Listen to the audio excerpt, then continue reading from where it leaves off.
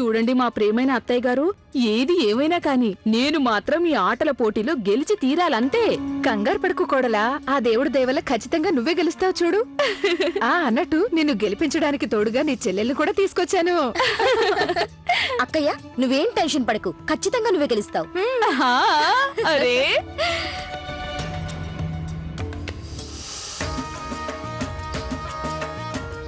అదిగో నా ఆజన్మ శత్రువులు వస్తున్నారు. అత్తయ్య గారు, వాళ్లే ఆ అత్తయ్య గారి 5 కోడళ్ళు.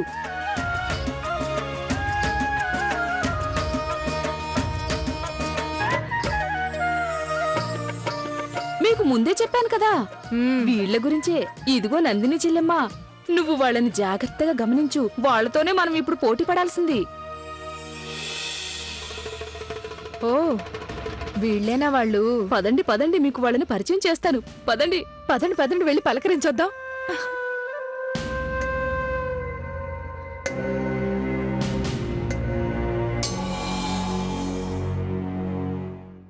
ఏంటమ్మా 5 కోడళ్ళు రావటానికి మరీ ఇంత ఆలస్యం చేశారేంటి? ఈ పోటీలో ముఖ్యమైన వాళ్ళు మీరే కదా. నేనెంతో ఆతృతతో ఎదురు చూస్తున్నారు మా అత్తయ్య గారిని, మా చెల్లెల్ని మీకు పరిచయం చేయాలని. ఇదిగోండి ఈవిడ గారే, మాకు పూజ్యులైన మా అత్తయ్య గారు. ఇక తనేమో మా చెల్లెలు, అందాల పోటీల విజేత. అత్తయ్య గారు, తనేమో మీనాక్షి, తానేమో కమల. నమస్కారం ఆంటీ.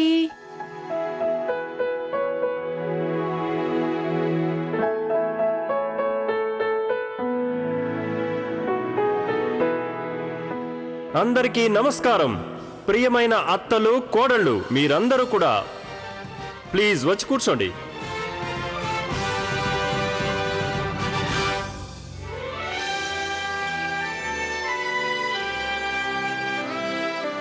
మీ ఎదురుగా నిల్చున్నది పెద్దవాళ్లకు ప్రియమైన, అందరూ అభిమానించే యువతుల కలల రాకుమారుడు, అందరూ ప్రేమించేటటువంటి మీ అభిమన్యు. ఈసారి ఈ ఆటల పోటీలు మీ ఊళ్ళో జరుపుతున్నందుకు మాకు చాలా ఆనందంగా ఉంది. ఎందుకంటే ఈ ఊళ్ళోనే మాకు మాక్సిమం ఎంట్రీస్ వచ్చాయి. అందరూ ఒకసారి గట్టిగా చప్పట్లు కొట్టండి. పోటీలో పాల్గొనే ఆడవాళ్ళందరికీ వాళ్ళ ఇంటిని, కుటుంబాన్ని జాగ్రత్తగా చూసుకోవడమే కాకుండా ఆటల పోటీలో కూడా ముందుంటామని నిరూపించారు. ఇప్పుడు మీరందరూ ఎంతగానో ఎదురు చూస్తున్న క్షణం వచ్చేసింది. కష్టమైనా సరే మీరందరూ కొంచెం ఓపిక పట్టాలి. ఎందుకంటే ఇప్పుడు రాబోతోంది డబుల్ ధమాకా. ఫైనల్ కి వెళ్లబోయే 3 టీముల్ని ఇప్పుడు అనౌన్స్ చేయబోతున్నాం.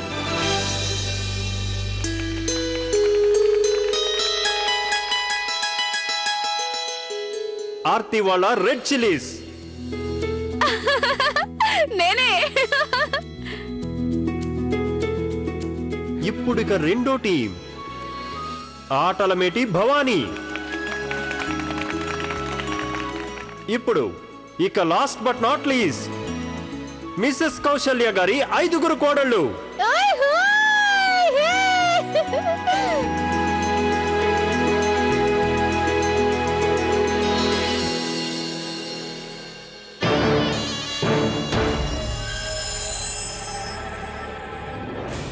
చూడండి మేడం, మేమొక విషయం చెప్పాలి. అది కౌసల్య గారి 5 కోడళ్ళం ఒకే జట్టుగా ఆడం.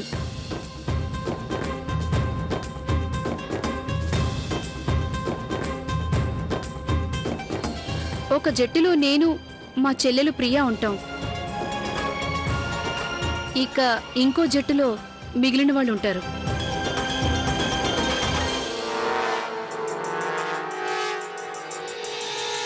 మీరు చెప్పిన దాని గురించి ఇప్పటికిప్పుడు మేము నిర్ణయం తీసుకోలేము. మేము ఈ విషయం గురించి కొంచెం ఆలోచించాలి.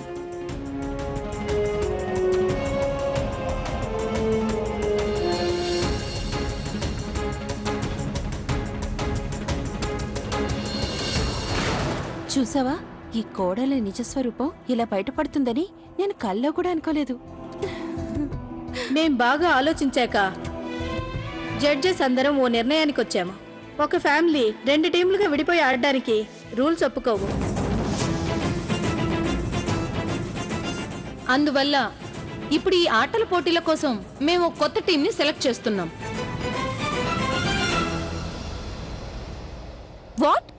ఇప్పుడేం చేద్దాం ప్రియా? అక్క, నేను మీకు ముందే చెప్పాను కదా గొడవలుంటే ఇంట్లో చూసుకుందామని. ఒక్కరైనా నా మాట విన్నారా? ఇప్పుడు చూడండి, అందరి ముందు తల ఉంచుకోవాల్సి వచ్చింది. ట్యాక్స్ కట్టాల్సిందే మనం 8.5 లక్షలు. లవ్లీ, నువ్వు నన్నెందుకు అంటున్నావు? నేనేం చేశాను? చేసిందంతా వాళ్ళనే అడగవేంటి? ఇప్పటికీ సమయం మించిపోలేదు. జరిగినవన్నీ మర్చిపోండి. మనం అందరం కలిసి ఒకే టీంలో ఉంటే ఈ కాంపిటీషన్ చాలా ఈజీగా గెలుస్తాం.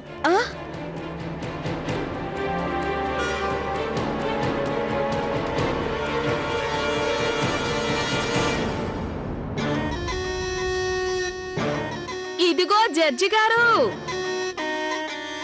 నేనొక్క నిమిషం మాట్లాడాలి, ఉండండి, వస్తున్నా. తప్పుకోండి. ఇదిగోండి జడ్జమ్మ, వాళ్ళు ఏం తప్పు చేశారని మీరు మా చిన్నమ్మ గారి 5 కోడల్ని పోటీలోంచి తప్పించడానికి మేము ఒప్పుకోం. అవును జడ్జి గారు, మా కోడలు చెప్పింది అక్షరాలా నిజం.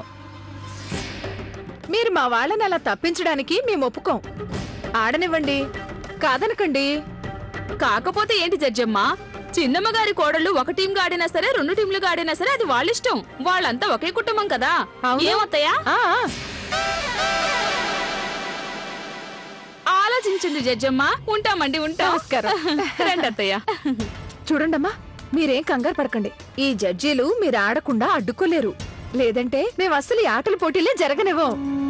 మీకు తెలుసో తెలీదో అత్తయ్య గారు ఒక మాట చెప్పారంటే ఆ జడ్జిని ఒప్పుకొని తీరాల్సిందే, మా అత్తయ్యని చూశాక. ఉన్నట్టుండి ఆర్తిలో ఇంత మార్పు ఎలా వచ్చింది? అది కూడా తెలుగు సినిమాలోలా. తను మాకు ఎందుకింత సపోర్ట్ చేస్తుంది?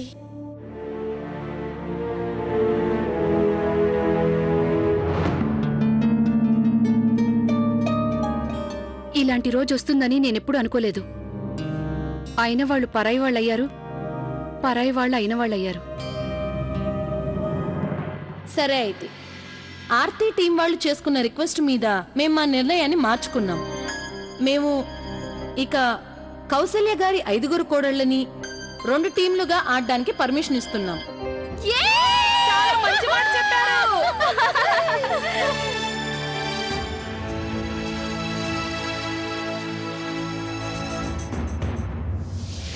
బామ్మగారు వాళ్ళలో వాళ్ళు అసలు మాట్లాడుకోవడానికి ఇష్టపట్టలేదు. అలాంటిది వాళ్ళందరూ కలిసి ఎలా ఆడతారు? నువ్వేం ఆలోచిస్తున్నావో నాకు తెలుసమ్మా.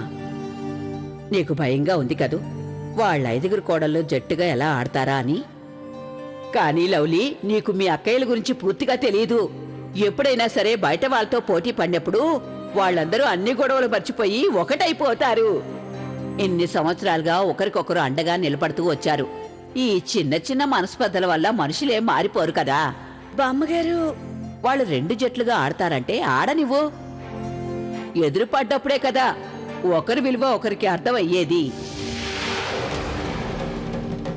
బామ్మగారు చెప్పింది నిజమే. ఈ రోజు వీళ్ళకి ఆ విలువేంటో తెలుస్తుంది.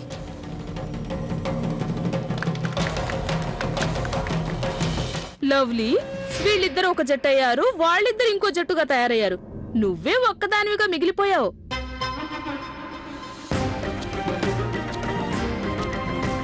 నువ్వు అటు ఇటు కాకుండా ఎందుకు పనికి రాకుండా పోయావు? చూడు ఆర్తి, అలాంటిదేం లేదు. లవ్లీ మా జట్టులో ఉంది, తను మాతో పాటే ఆడుతుంది. ఎస్ ఎస్, అక్కయ్య చెప్పేది నిజమే. లవ్లీ మా టీంలో ఉంటుంది, అంతే కదా లవ్లీ? అరే, అలా ఎలా ఆడుతుంది మీనాక్షకయ్య? గౌరీ అక్కయ్య పొరపాటున అలా మాట్లాడేసింది. లవ్లీ మా టీంలో ఉంటుంది.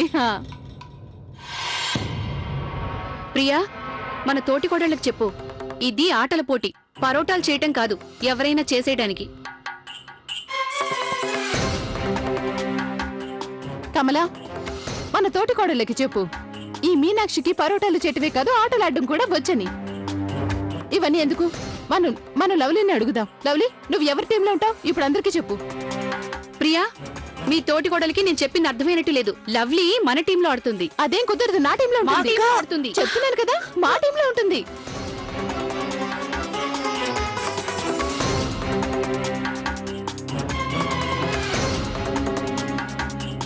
లవ్లీ మీనాక్షి టీంలో ఆడుతుంది.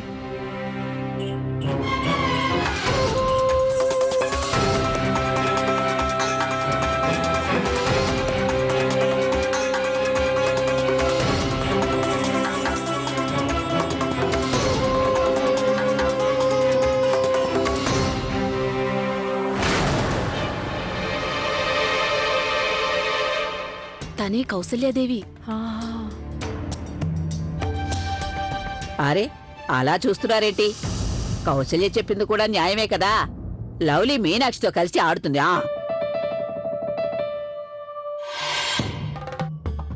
అత్తయ్య గారు ఇది కరెక్ట్ కాదు కదా. వాళ్ళ టీంలో ముగ్గురు, మా టీంలో ఇద్దరు ఉంటాం. This is so unfair. ఇది అన్యాయం. అరే ఇది అన్యాయం ఎలా అవుతుంది? అయినా నీతో ఎవరు చెప్పారు గౌరీ టీంలో ఇద్దరు మాత్రమే ఉంటారని? కానీ బామ్మగారు, మా జట్టులో ఇద్దరమే ఉన్నాం కదా, నేను ప్రియా. మూడో వాళ్ళెవరు? అలాగా? అయితే మరి నేనెవరి టీంలో ఉంటాను? మా జట్టులోనా? అంటే అత్తయ్య మీరు...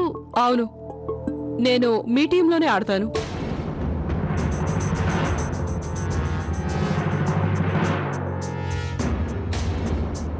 నిజంగానత్తయ్య? ఖచ్చితంగా మనమే గెలుస్తాం. అదెలా కుదురుతుంది చిన్నమ్మ? దానికి మేము ఒప్పుకోవాలి కదా. ముందే చెప్తున్నాను, మీరు ఈ ఆటల పోటీలో ఆడటానికి నేను ఒప్పుకోవటం లేదు. ఇక్కడ కోడలు మాత్రమే ఆడాలి, కానీ మీరు అత్తయ్య కదా.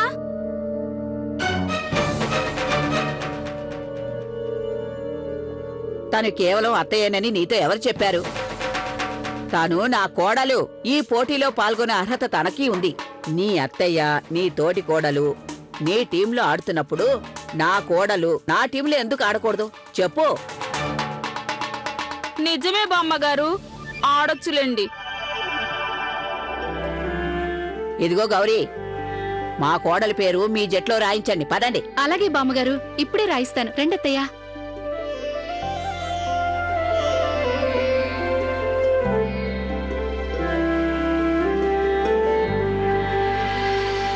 అమ్మలు, అక్కయ్యలు, ఇక మా చిట్టి పొట్టి చెల్లెళ్ళు, మా జడ్జెస్ పోటీలో కొన్ని మార్పులు చేశారు.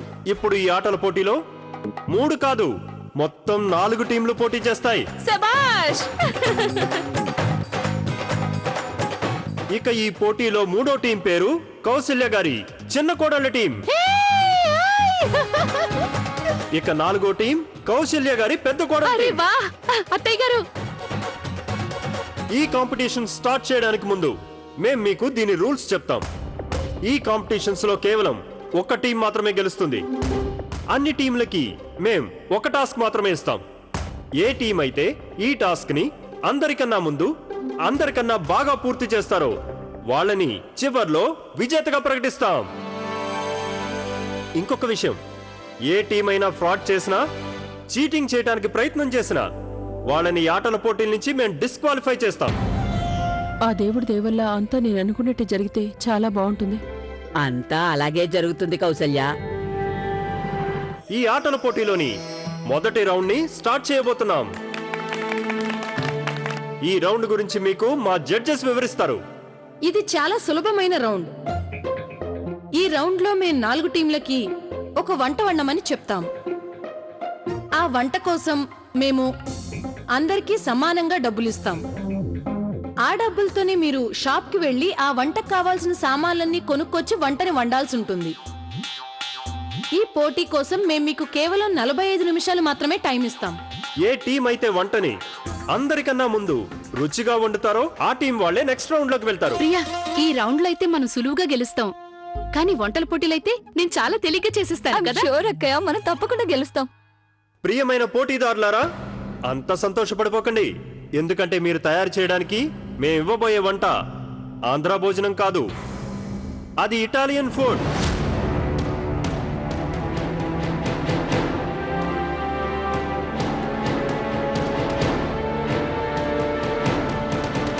ఇక కొంగు బిగించి సిద్ధం కండి. మీరు రోజు వండే సాంబార్ ఇడ్లీలు పక్కన పెట్టండి.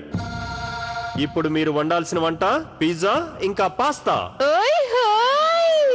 చూసావా లవ్లీ, మనం కూర్చున్న చోట గెలిచిపోయినట్లే. లవ్లీ గనక ఇటాలియన్ పాస్తా వండిందంటే జడ్జిలు వేళ్ళు కూడా చప్పరించేస్తారు.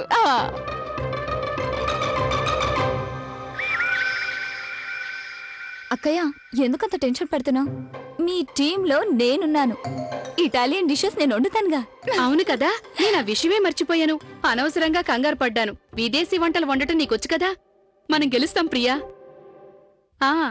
అంతే కదా అత్తయ్య? శభాష్ ఆర్తి, దీన్నే విభజించి పాలించు అంటారు. చూస్తూ ఉండు. ఈ ఆటల పోటీల్ని అడ్డు పెట్టుకొని కౌసల్యాదేవి గౌరవ ప్రతిష్టల్ని మంట కలిపేలా చేస్తాను. ఏంటి పోటీకి మన టీంలన్నీ రెడీగా ఉన్నాయా? సరే అయితే ఇక మీరందరూ పేపరు పెన్ను తీసుకోండి. ఛాలెంజ్ కోసం రెడీ అవ్వండి. ప్రియా వీళ్ళు తేలి తీసుకురా. రెడీయా? ఇప్పుడు మీరు వండాల్సిన వంటల పేర్లు లిస్ట్ రాసుకోండి.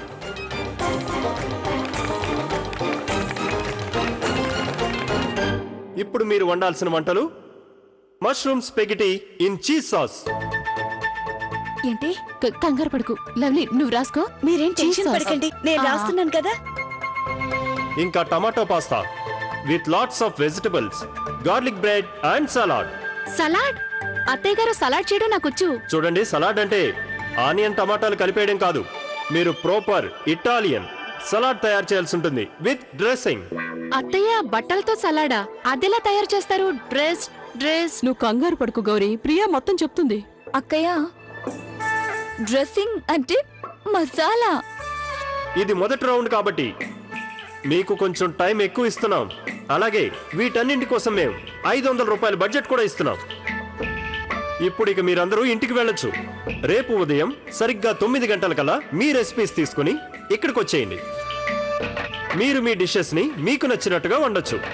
కానీ మీకు మార్కులు రావాలంటే మాత్రం మీరు వండిన వంట రుచి ఇంకా ప్రెజెంటేషన్స్ మా జడ్జిల మనసులు గెలిచినప్పుడు మాత్రమే వస్తాయి. చాలా బాగా చెప్పావు, బాగుంది. So all the best. రేపు మళ్ళీ కలుద్దాం. థ్యాంక్ యూ అండి. ఓ లవ్లీ, ఆ వంటలన్నీ చెట్టు నీకు వచ్చు కదా? అరే మీనాక్షకయ్య, ఏంటి నువ్వు తన్ని అలా అడుగుతున్నావు? అరే ఇలాంటి విదేశీ వంటలు వండడం లవ్లీకి చాలా బాగొచ్చు, అంతే కదా లవ్లీ? చేసేస్తాను, దాందే ఉంది. అక్కయ్య, డోంట్ వరీ. నేను వండిన వంట వాళ్ళు జీవితంలో మర్చిపోలేరు.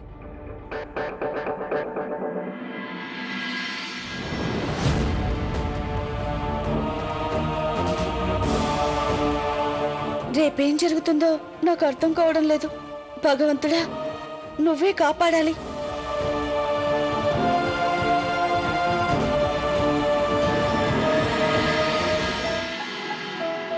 అక్క, నెట్ చాలా స్లోగా ఉంది, సైట్ ఓపెన్ అవ్వట్లేదు.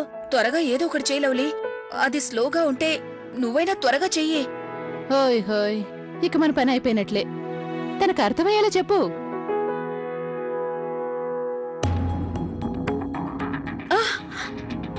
అక్క, నెట్ డిస్కనెక్ట్ అయిపోయింది. అయ్యో, నేను బిల్ కట్టడం మర్చిపోయాను.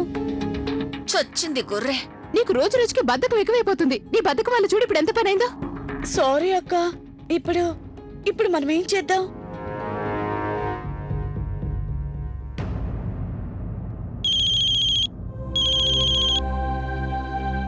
మామ్, హలో మామ్, మీరు నాకు వంటలకు సంబంధించి చాలా బుక్స్ ఇచ్చారు, అవునా?